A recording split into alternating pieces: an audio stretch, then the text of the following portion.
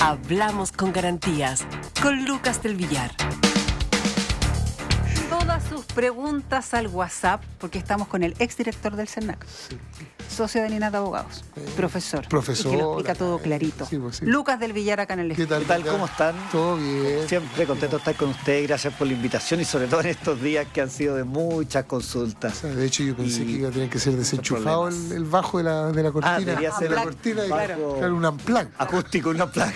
Lucas, se ha hablado tanto estos días de demandas colectivas, de procesos anteriores, voluntarios, en fin. Las personas que hoy o que han estado horas sin luz, ¿qué tienen que hacer? ¿Qué tenían que hacer? ¿Por dónde partimos? ¿Por dónde digamos? partimos? Claro, hay que empezar A ver, meter lo un poco. primero, los que están sin luz han recibido distintos tipos de información. Lo importante es que puedan presentar su caso, su reclamo, su queja en la página web del CERNAC. Y también lo pueden hacer en la página de la SEC. ¿Ya? La SEC también es el organismo público que supervisa a las distribuidoras eléctricas, pero desde el punto de vista de las compensaciones, esto lo realiza el CERNAC, Ya. ¿cierto? Entonces eso es lo primero, reclamar al CERNAC. Lo segundo, comentar, no sé si se acuerdan, los cortes que hubo o reposiciones tardías el 2017 por La nieve. temporales. Sí, Sí. fue un temporal de parecido, lluvia y viento primero y después de nieve. Por ahí por julio del año 2017, se presentaron acciones colectivas a alcaldes, ¿se acuerdan ustedes? Sí, sí. Sí. Llegaron a acuerdo el año 2019, o sea, casi 2 años, un poco menos de negociaciones, y se obtuvieron 5.000 millones de pesos en compensaciones para todos los afectados. Estamos hablando de un volumen bastante menor, eran cerca de 180.000 los afectados, un promedio de 30.000 pesos en compensaciones, pero se conformaron grupos y subgrupos de afectación. Por ejemplo, personas de la tercera edad, o grupos vulnerables de la población que tuvieron mayores daños que se registraron en instancias de los mismos alcaldes, básicamente en las municipalidades con nóminas y registros, y básicamente obtuvieron compensaciones mayores y se distinguieron los daños que tuvieron. Algunos perdieron los alimentos, otros quedaron encerrados en los edificios, perdieron alimentos congelados también, o tuvieron problemas con los medicamentos, la cadena de frío, algo que ha pasado con los insulinodependientes, entre otros daños. Claro, pero eso, son varias cosas, por eso hay que explicarlo bien claro, porque eso es un proceso, una demanda colectiva que fue el 2017, se resolvió 2019, pero ahora se habla del descuento automático en la cuenta. Eso por un lado, por las horas que no tuvimos el suministro, pero además se habla de estas compensaciones por el artefacto que se me echó a perder, por la comida que se me echó a perder. Sí, a ver, primero señalar que desde esa época hasta ahora cambió la ley. Ya. El año 2019 cambió y estableció 2 cosas. Lo primero es que el juicio colectivo puede además obtener compensaciones por daño moral colectivo, Ya. cosa que no se permitía en este caso que hablamos que se resolvió el 2019, pero que partió el 2017.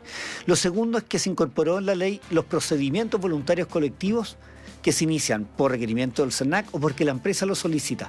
¿Ya? También las organizaciones de consumidores pueden presentar lo que se llama una denuncia fundada, pero tienen una participación a media, o sea, no son intervinientes plenos.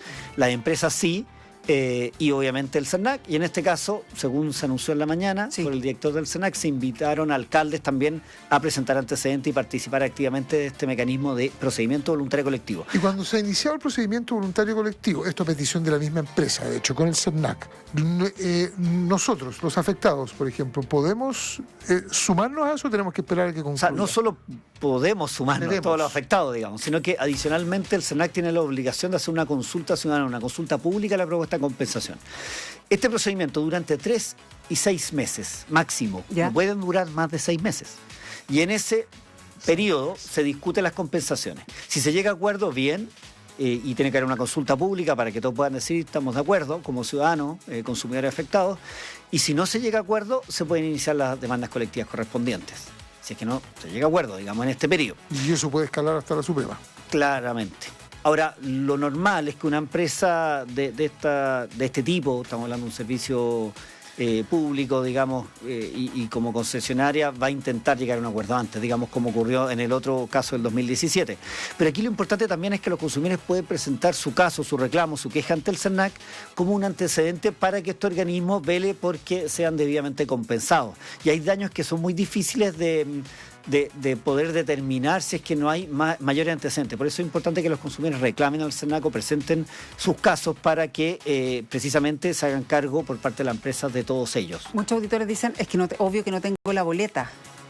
¿Con qué podemos...? Sí, ahí quizás volver un poco a lo que tú señalabas, que una cosa es la compensación automática que establece la norma sectorial eléctrica, precisamente por la falta de continuidad o la demora en la reposición. ¿Cierto? Y eso debiera es una ser en la cosa. boleta siguiente. Eso se aplica automáticamente, porque está la normativa sectorial. Incluso la ley del consumidor establece, el artículo 25A, establece una norma que si, digamos, la disposición especial sectorial no tiene una fórmula de compensación automática, opera una que establece la ley del consumidor, que es básicamente por cada día de corte el equivalente a 10 días del valor promedio diario de la cuenta anterior. Es decir, 3 días de corte injustificado o demora injustificada la reposición, pensemos, haciendo la traducción, es equivalente a un mes de cuenta, de cuenta de esa familia.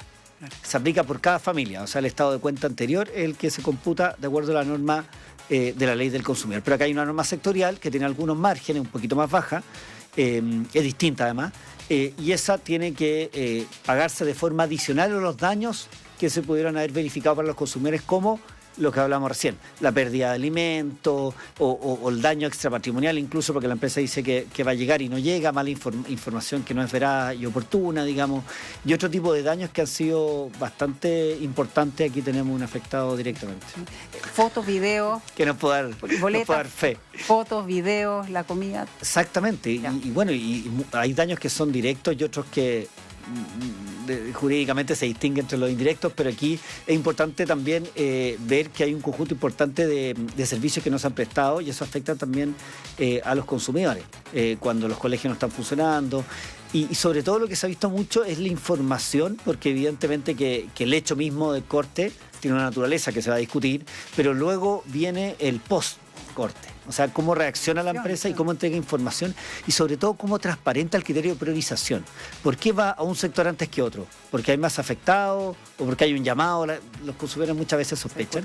Y también cuando se anunció que iban a haber vientos de esta envergadura, si se contrataron mayores cuadrillas o si ya se estaba gestionando traer generadores de forma previa. O sea, cómo la empresa reaccionó de forma previa a saber que esto venía, porque a diferencia de un terremoto, aquí no estamos hablando de algo que sea imprevisible. O sea, se supo. El terremoto no se sabe que viene. Aquí se supo que esto venía. ¿Existe la figura del no sé, de un daño, alguna presunción, algún terreno, algún ámbito para una presunción de daño cuando se dan situaciones de esta naturaleza? O sea, efectivamente, o sea, está casi dentro de lo público y notorio. Yo entiendo que hay gente que se va a la... Se dice cochihuahua, ¿no es cierto?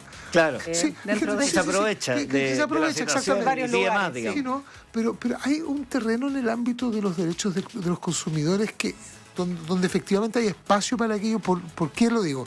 A propósito, porque además de hacer y de ajustar toda la existencia justamente para darse con un servicio básico, o sea, seguir adelante sin un servicio básico tan elemental, esencial como la luz, más encima estar sacando la foto, ir a buscar la boleta. Entonces, ¿existe esa figura dentro del... Bueno, en materia de los juicios colectivos, las presunciones se utilizan. Pensemos en los modelos econométricos, que son básicamente lo que hacen economistas para determinar los daños en materia de competencia, de sobreprecio, etcétera. O sea, son presunciones que permiten obtener compensaciones. Ahora, lo que ocurre acá es que, claro, efectivamente, hoy en día somos todos electrodependientes de alguna forma. O sea, te quedas sin celular y te quedas sin comunicaciones, el daño extrapatrimonial, digamos, se dispara. Entonces, las normas sectoriales debiesen actualizarse a la realidad. Y en ese sentido yo creo que hay un pendiente. Pero también hay que tener en consideración que la ley del consumidor se va actualizando y los estándares de prueba en materia de daño de acciones de clase, evidentemente que parten de la base de estas estandarizaciones. Por ejemplo, el daño moral colectivo no es el mismo daño moral que el individual. Y ahí también hacer un llamado cuando esperemos que se llegue a un acuerdo con la empresa en un plazo de 3 meses muy acotado, y los consumidores que tuvieron un daño individual mucho mayor, esas situaciones particulares, pueden hacer su reserva y pueden discutirlo en un juicio individual. Es un procedimiento bien concentrado y si los daños son importantes lo pueden hacer valer y obtener, digamos, no solamente el monto general para todos, que en daño moral, sino que uno particular adicional el caso del daño moral. O sea, puede recibir el monto para todos y además una diferencia en caso de daño moral. Lucas del Villar, ex director del CERNAC, socio de Aninat Abogados. Muchas gracias, Lucas. Hacer el reclamo entonces al CERNAC. Muchas gracias a usted, hacer el reclamo al CERNAC y estamos monitoreando a ver qué ocurre con este PVC.